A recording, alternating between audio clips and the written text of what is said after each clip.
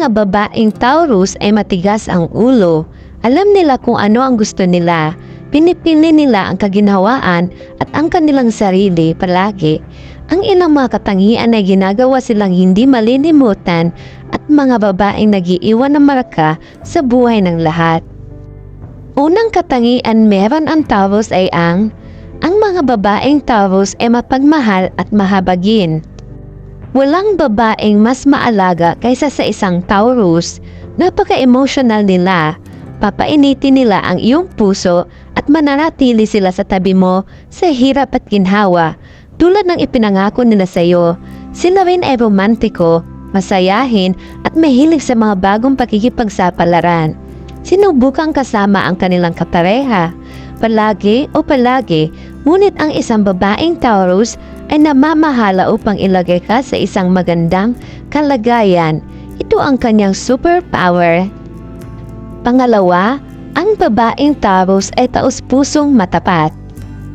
Ang babaeng Taurus ay hindi nagtatago sa likod ng mga kasinungalingan o pagmamanipula.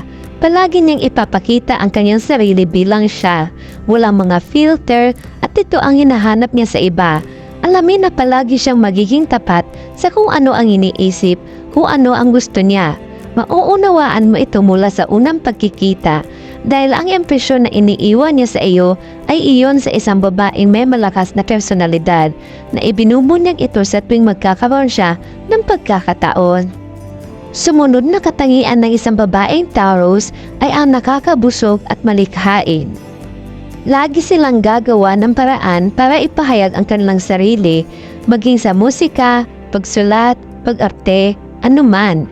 Ginagamit din nila ang kanilang inspirasyon bilang isang paraan upang ipakita ang pagmamahal sa mga tao ng kanilang puso. Paano nila ito ginagawa?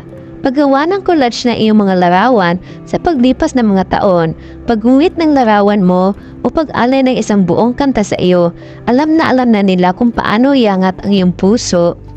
Isa din sa katangian meron ang Taurus na babae ay mahilig sila sa pagkain.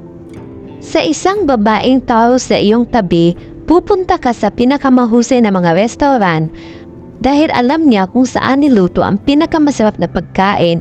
Ang mga babaeng Taurus ay hindi ka panipaniwalang mga lutuin. Isa din sa katangian meron ang Taurus na babae ay hindi sila madaling sumuko sa iyo. Ang isang Taurus ay halos hindi sumuko. Sa kabaliktaran, siya ay magsisikap na maging maayos ang kanilang relasyon sa kanyang kapareha at maaari silang mabuhay ng isang masayang kwento ng pag-ibig.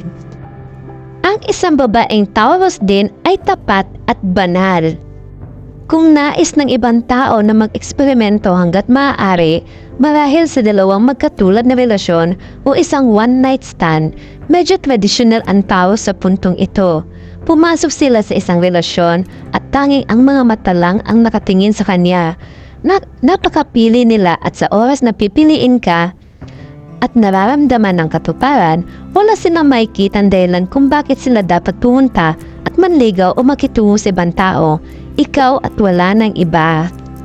Ang babaeng Taurus ay hindi talaga karaniwan. Ang mga kababaihan ng Taurus sign ay nakikilala sa pamamagitan ng isang napakagiliw na karakter. Mangahas sila.